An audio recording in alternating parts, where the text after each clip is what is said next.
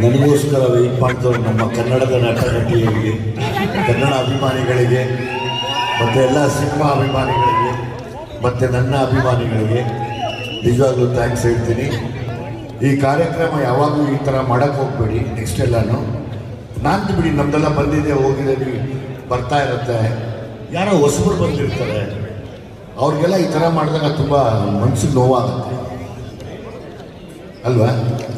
ತುಂಬ ಜನ ಹೊಸಬರು ಬಂದಿರ್ತಾರೆ. ನಾವೆಲ್ಲ ಫಸ್ಟ್ ಫಿಲ್ಮ್ಗೆ ತೊಗೊಂಡ್ವಿ ಬೆಸ್ಟ್ ಆ್ಯಕ್ಟರ್ ಅವಾರ್ಡ್. ಸುಮಾರು ಜನ ಹೆಣ್ಮಕ್ಳು, ಹೊಸ ಗಂಡ್ಮಕ್ಳು ಇನ್ಸ್ಪೈರ್ ಆಗಿಬಿಟ್ಟು ಕಾಯೋರು ಸಡನ್ನಾಗಿ ಹಿಂಗೆ ಮಾಡಿದಾಗ ಅದು ತೊಗೊಂಡ್ರೂ ವೇಸ್ಟ್ ಅನಿಸುತ್ತೆ. ಸೊ ಬೆಟರ್ ಇಡೀ ನಮ್ಮ ಕನ್ನಡನ ಇನ್ಚಾರ್ಜ್ ಆಗಿರೋ ಈ ತಂಡ ಈ ಪ್ರಾಬ್ಲಮ್ಗಳಾಗ್ತಾರೆ, ಈ ತಪ್ಪಾಗ್ತಾರೆ ನೋಡಿಕೊಂಡ್ರೆ ತುಂಬ ಚೆನ್ನಾಗಿರುತ್ತೆ.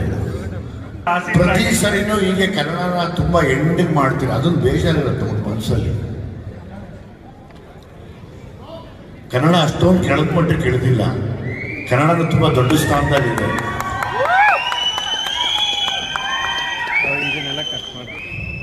ಸೊ ಹಂಗಾಗಿ ಕನ್ನಡಕ್ಕೆ ತುಂಬ ದೊಡ್ಡ ಗೌರವ ಕೊಡಲಿ ಅಂತೇಳಿ ಈ ಅವಾರ್ಡ್ನ ನನ್ನ ಎಲ್ಲ ಅಭಿಮಾನಿಗಳಿಗೆ ಅರ್ಪಿಸ್ತೀನಿ. ಮುಂದೆ ನಡೆಯೋ ಕಾರ್ಯಕ್ರಮದಲ್ಲಿ ಈ ಥರ ಮಾಡಬೇಡಿ. ಈಗಾದರೆ ನಾವ್ಯಾರೂ ಬರೋದಿಲ್ಲ. ಜೈ ಕರ್ನಾಟಕ ಮಾತೆ.